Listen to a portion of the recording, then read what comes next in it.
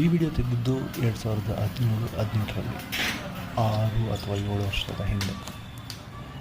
ಇವರ ಈ tea stall, organic tea stall ಇದ್ದಿದ್ದು ಬಸವೇಶ್ವರ ಪೊಲೀಸ್ ಸ್ಟೇಷನ್ ಆಪೋಸಿಟ್.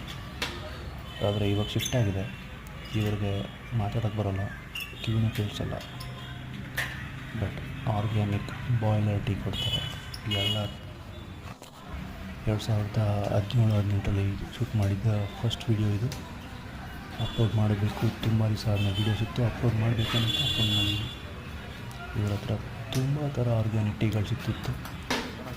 ಈಗಲೂ ಇವ್ರದ್ದು Basaveshwara Nagar opposite, police station opposite ವಾಣಿ ಸ್ಕೂಲ್ ರೋಡಲ್ಲಿದೆ.